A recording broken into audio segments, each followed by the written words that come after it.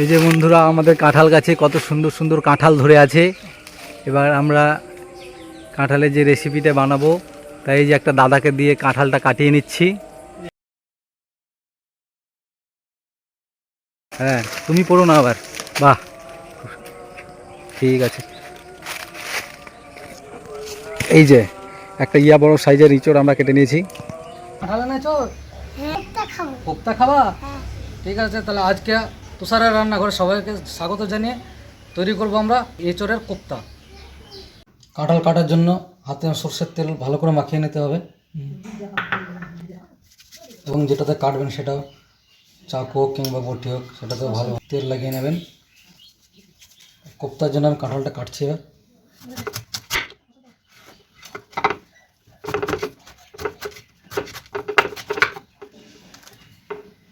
পুরো কাঁঠালটা নেব না, যতটা প্রয়োজন ততটাই নেব।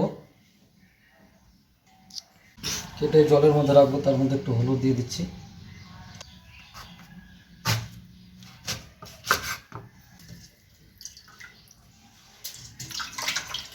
ধুয়ে নিলে আঠাগুলো চলে যাবে আর কি। দেখুন, এই মাঝের অংশটা খাওয়া যাবে না, এটা কি বলে ভোতা। ভোতাটা আমি কেটে ফেলছি।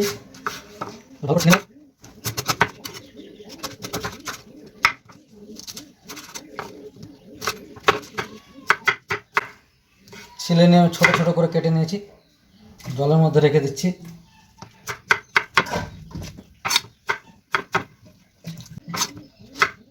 কাটার সময় কিন্তু মাঝে মাঝে তেল লাগাতে হবে, এইভাবে। আঠা তো লাগবে না, কারণ কাটাটাও ভালো হবে।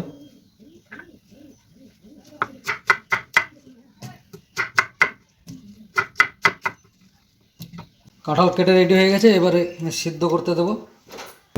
ধুয়ে ভালো করে তুলে নিয়েছি, এবার সেদ্ধ করার জন্য এর মধ্যে দিয়ে দিচ্ছি জল। একের সাথে দিয়ে দিচ্ছি আমি একটা আলু, বড় সাইজের একটা আলু কেটে দিয়েছি। সিদ্ধ করতে দিলাম, অপেক্ষা করবো যতক্ষণ না সিদ্ধ হয়। অন্যদিকে মশলাগুলো রেডি করে নিচ্ছি। কোপ্তার জন্য যে যে মশলাগুলো লাগছে, এখানে আমি নিয়ে নিয়েছি 1 বাটি পেঁয়াজ বাটা, টমেটো চপ, কাঁচা লঙ্কা বাটা, আদা বাটা, তেল, চাল গুঁড়ো, বেসন, গোটা জিরা, লবণ, ধনে পাউডার, জিরা পাউডার, হলুদ গুঁড়ো, লঙ্কা গুঁড়ো।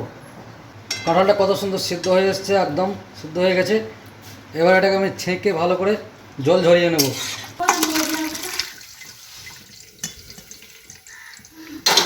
এঁচোড়টা ভালো করে চটকে মাখিয়ে নেব।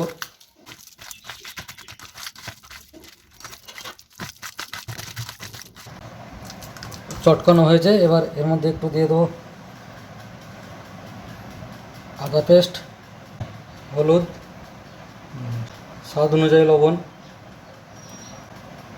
জিরে পাউডার, লঙ্কার গুঁড়ো দিয়ে আবার একটু ভালো করে মাখিয়ে নেব।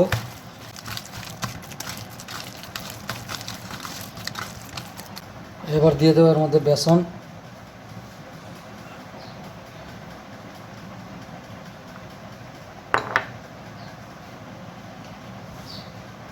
এবার দিয়ে দেবো এর মধ্যে চাল গুঁড়ো, আর ভালো করে মাখিয়ে নেব।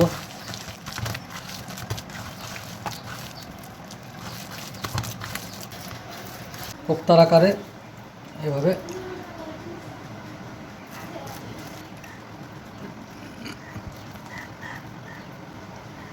এইভাবে সবগুলো পুরোটা বানিয়ে নেব। কোপ্তাগুলো আমাদের রেডি, এবার তেলে ভেজে নেব।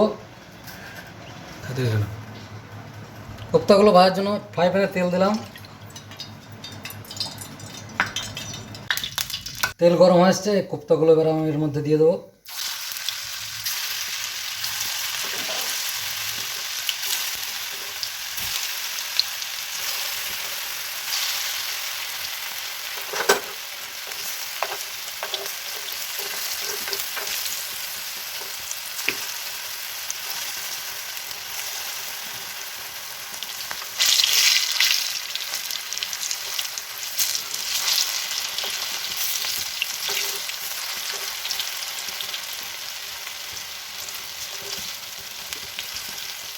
আপনারা দেখছেন এঁচোড়ের কোপ্তা।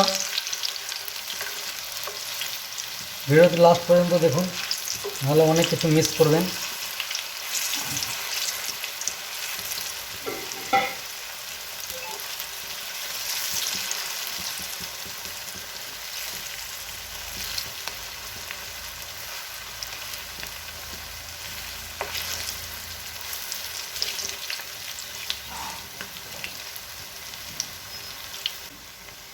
মিডিয়াম আছে কোপ্তাগুলো ভালো করে ভেজে নিতে হবে। দেখুন কত সুন্দর হয়েছে, লাল লাল। এবার আমি তুলে নেবো এগুলো, একইভাবে বাকিগুলো ভেজে নেব।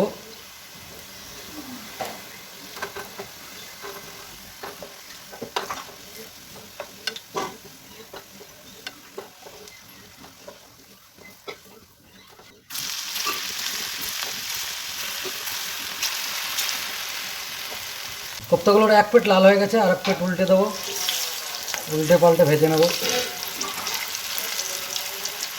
রান্না করার সময় কিন্তু সব যে কোনো রান্না স্লো আছে, আস্তে আস্তে করলে রান্না ভালো হয়। দেখুন কোপ্তাগুলো কত সুন্দর হচ্ছে।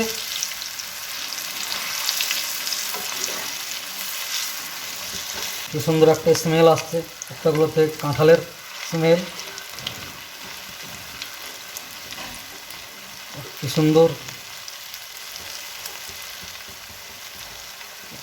আমার তো মনে হচ্ছে দেখেই খেতে ইচ্ছা করছে, এত সুন্দর হয়েছে।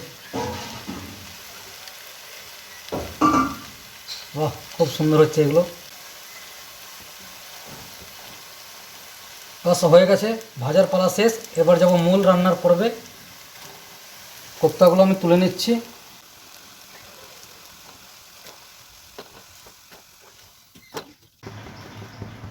কারির জন্য দিয়ে দিচ্ছি সরষের তেল।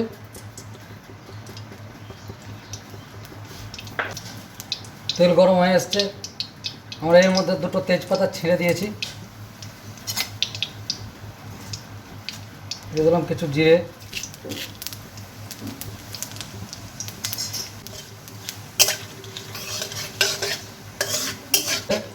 এর মধ্যে দিয়ে দিচ্ছি পেঁয়াজ বাটা,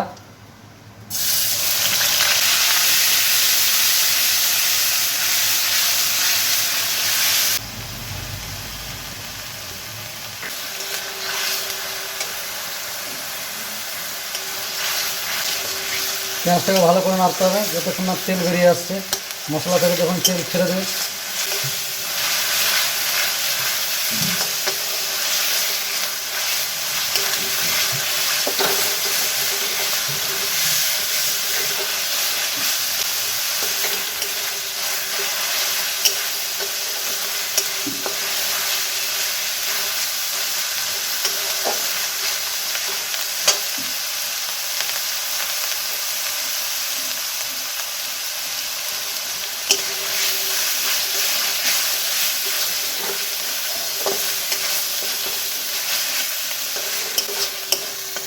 এবারে এর মধ্যে দিয়ে দিচ্ছি আদা বাটা, একটু লঙ্কা বাটা, ঝাল যে যেরকম খাবেন দেবেন।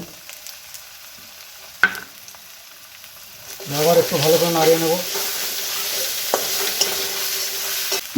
মশলার মধ্যে আমি সামান্য একটু জল দিয়ে মশলাটাকে ভালো করে কষিয়ে নেব।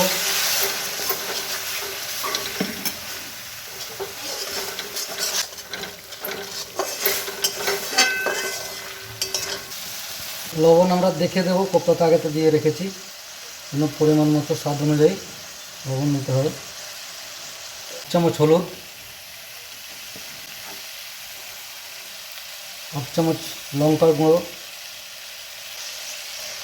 1 চামচ জিরে পাউডার, দিয়ে দিচ্ছি ধনে পাউডার 1 চামচ, দিয়ে দিলাম চিনি।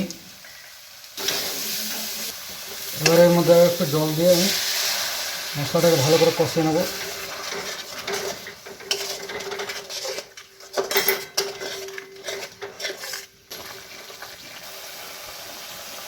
এবার এর মধ্যে দিয়ে দিচ্ছি টমেটো কুচি করে রেখেছিলাম।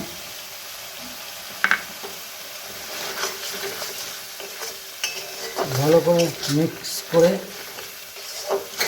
ভালো করে কষিয়ে নিতে হবে।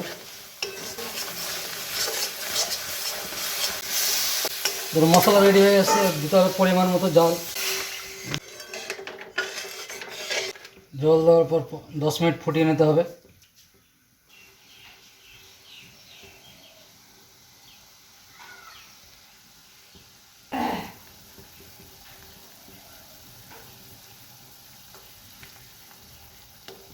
আমাদের গ্রেভিটা ফুটে এসছে, কত সুন্দর ফুটছে। এবার যে কোপ্তাগুলো বানিয়ে রেখেছিলাম সেগুলো দিয়ে দেবো এর মধ্যে।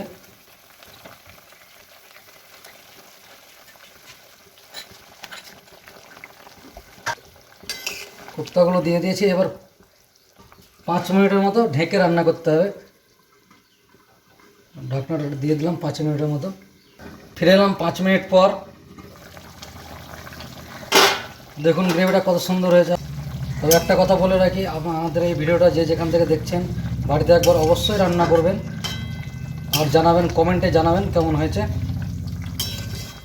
আর আমার চ্যানেলে যারা নতুন তাদেরকে চ্যানেলটি সাবস্ক্রাইব করার অনুরোধ রইল। এবার এর মধ্যে অল্প পরিমাণ গরম মশলা ছড়িয়ে দেবো।